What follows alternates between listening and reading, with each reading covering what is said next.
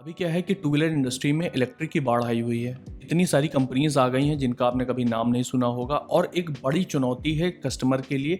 अभी क्या है, जो अच्छी कंपनीज हैं उनके स्कूटर इतने महंगे हैं कि जो आम लोग हैं वो परचेज नहीं कर पा रहे हैं और वो लोग चले जाते हैं ऐसी कंपनी के साथ में जो नई कंपनी है, जिन्होंने R&D की है या नहीं की है, उनका क्या लाइफ है, क्या फ्यूचर है, उनको कुछ नहीं पता।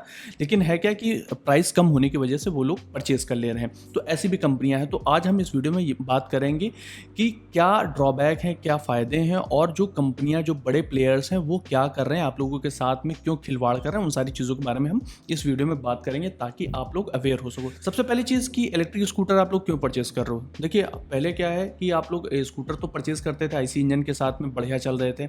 लेकिन क्या है कि पेट्रोल के प्राइसेस इतने बढ़े हैं कि लोगों ने ढूंढना शुरू कर दिया अल्टरनेटिव।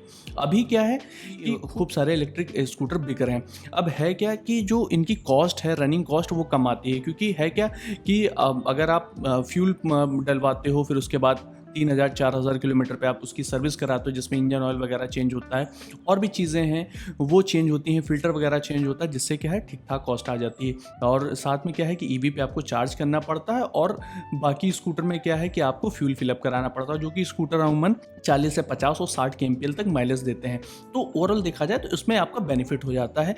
लेकिन एक बेनिफिट आप लोगों को, ये तो बेनिफिट आपको तुरंत दिख रहा है, लेकिन कंपनियां वो नहीं बता रही हैं जो फ्यूचर में आपको एक साथ देना पड़ेगा। फ्यूचर में एक साथ क्या देना पड़ेगा, बैटरी ना। आपके स्कूटर की जब बैटरी रिप्लेस होगी ना, तो अच्छा खासा आपको पैसा देना पड़ेगा, मतलब 40 से 60 हज़ार रुपए तक आपको देना पड़ सकता है। ये कोई भी कंपनी नहीं बता रही। तो कोई भी आप इलेक्ट्रिक स्कूटर परचेस करने जा रहे हो ना, तो पहले ये भी पूछो उनसे कि अगर फ्यूचर में जब आप बैटरी रिप्लेस कराओगे तो उसकी कॉस्ट क्या होगी। ये चीज़ आपको थोड़ा सा ध्यान में रखना होगा। दूसरी चीज़ क्या है कि EV आप परचेज तो करते हो, लेकिन आपको ये भी ध्यान रखना होगा कि 1 साल 1.5 साल बाद जो आपका स्कूटर है उसकी रेंज ऑटोमेटिक कम हो जाएगी। एक तो स्पीड के साथ कंपनियां ये धोखा कर रही हैं कि मार्केट में जो ऐड करती हैं वो ये कहती हैं कि हम 150 किलोमीटर की रेंज देंगे, हम 160 किलोमीटर की रेंज देंगे।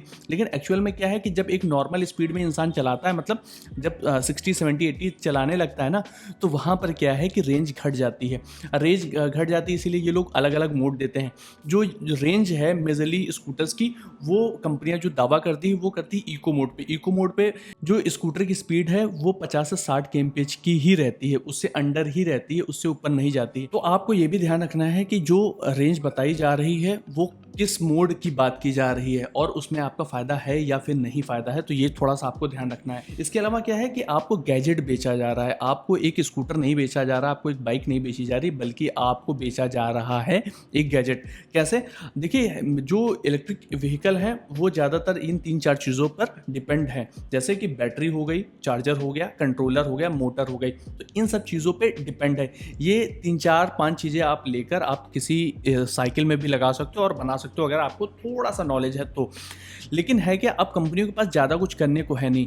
वो आपको क्या चाहिए, आपको एक अच्छी रेंज चाहिए, अच्छी टाइमिंग चाहिए, मतलब 2 से 3 घंटे में स्कूटर चार्ज हो जाए और एटलीस्ट 150 किलोमीटर की रेंज मिल जाए एक डिसेंट स्पीड पे। हर इंसान ये चाहता है। लेकिन अभी क्या है, कंपनी ऑन एवरेज 100 किलोमीटर की रेंज ही दे पा रही है। दावा बहुत बड़े बड़े कर रहे हैं, लेकिन अगर आप ठीक ठाक स्पीड पे चलाते हो तो 100 किलोमीटर की रेंज मिलती है।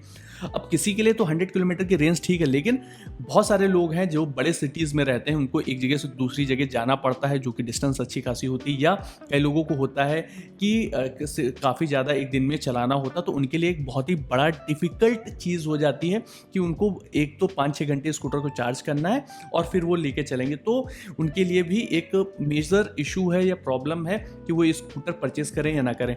लेकिन है क्या कि आपको ये देखना होगा कि कंपनी, एक तो इनको चाहिए कि बेहतर चार्जिंग सिस्टम करें। मतलब ये है कि इंफ्रास्ट्रक्चर सब जगह फैले, लोग कहीं भी हों उनको आसपास 2-4-5 किलोमीटर की रेंज में इलेक्ट्रिक चार्जिंग के स्टेशन हो। इसके अलावा क्या है कि जो चार्जिंग टाइम है वो घटाना चाहिए। चार्जिंग टाइम 5-5, 6-6 घंटे लग रहा है, जो कि बहुत ज़्यादा होता है। इसके अलावा क्या है कि जो बैटरी रेंज है ना, वो इनको बढ़ाना चाहिए। स्पीड पे थोड़ा काम कर सकते हैं, लेकिन ये लोग इन सब चीज़ों पे ना काम करके, क्योंकि इस पे अच्छी खासी कॉस्ट आएगी, तो ये लोग क्या कर रहे हैं, गैजेट बेच रहे हैं। जो काम आपका मोबाइल कर सकता है वो चीज़ ये स्कूटर से कराना चाह रहे हैं।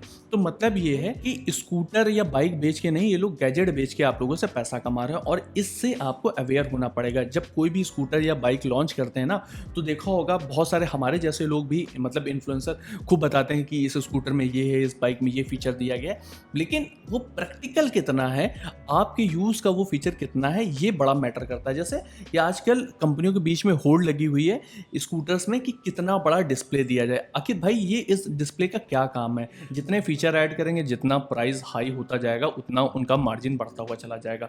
जैसे कि अभी कंपनियों के बीच में होड़ लगी हुई है कि कौन कितना बड़ा डिस्प्ले दे देता है। मतलब क्या ज़रूरत है इतना बड़ा डिस्प्ले देने की, उसमें टच वगैरह देने की?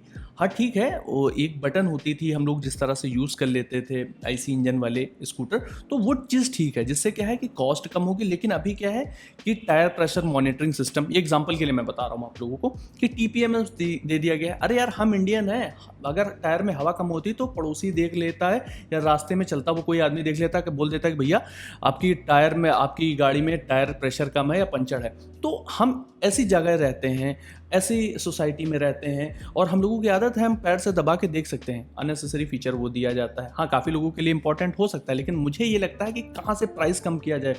बड़ी सी स्क्रीन दे दी गई है, अरे क्या ज़रूरत है उसकी? हमारे पास जब मोबाइल है, हाँ कॉल अलर्ट, एसएमएस अलर्ट तो समझ में आता है कि किसका कॉल आ रहा है, एटलीस्ट आप देख सको सामने। लेकिन क्या है कि आप म्यूज़िक सुन सकते हो, गाना सुनना है। अरे भाई साहब, मतलब हमारा एक मोटो है, एक फैमिली वाला अगर कोई स्कूटर लेगा ना, तो उसको गाने सुनने से मतलब नहीं। कोई ऑफिस जा रहा है, सुबह सुबह आप किसको दूसरे को डिस्टर्ब कर रहे हो? एक तरफ आप कहते हो नॉइस पोल्यूशन ना हो, दूसरी तरफ तेज तेज गाने बजा रहे हो, तो क्या ही सेंस बनता है इन सब चीज़ों का? तो ऐसे ढेर सारे फीचर्स दे रहे हैं ना, जिसका कोई लॉजिक नहीं है, और उनको क्या है, गैजेट बेचने की कोशिश कर रहे हैं। अभी बायर ढूंढ रहा है 1.5 लाख के अंदर स्कूटर हो, मतलब 1,50,000 के अंडर स्कूटर हो, जिसकी रेंज अच्छी हो, टाइम चार्जिंग टाइम कम हो, और जो बैटरी की कॉस्ट हो वो भी कम हो। तो वो चीज़ ढूंढी जा रही है। तो क्या है कि जब तक लोग कंपनियों को ट्वीट करना, उनसे पूछना शुरू नहीं करेंगे कि भाई आप अननेसेसरी फीचर्स देने के बजाय आप कब बेहतर रेंज देंगे, तब तक ये कंपनियां नहीं सुधरेंगी।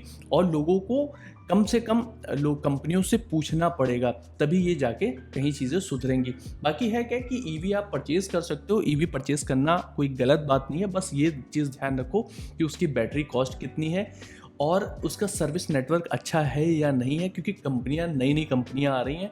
आपको ये भी समझना पड़ेगा कि उसका बैकग्राउंड क्या है। आज वो कंपनियां हैं, कल को गायब हो जाएंगी, पता नहीं लगेगा, और आपका पैसा बर्बाद हो जाएगा। तो आपको इन सब चीज़ों का भी ध्यान रखना है, और रीसेल वैल्यू पे ध्यान रखना है कि अगर आपको फ्यूचर में बेचना भी पड़े तो आपको ठीक ठाक अमाउंट मिल जाए। तो इन सब चीज़ों पर आपको ध्यान रखना पड़ेगा। मैंने सोचा क्यों ना आप लोगों के लिए एक वीडियो बनाया जाए कि जो कंपनियां फालतू की चीज़ों पर फोकस कर रही हैं और मेन चीज़ों पर फोकस नहीं कर रही है। कैसा लगा आपको ये वीडियो? आप मुझे कमेंट बॉक्स में जाके बताइए। मिलते हैं किसी और वीडियो में, तब तक आप सभी लोग अपना ध्यान रखिए।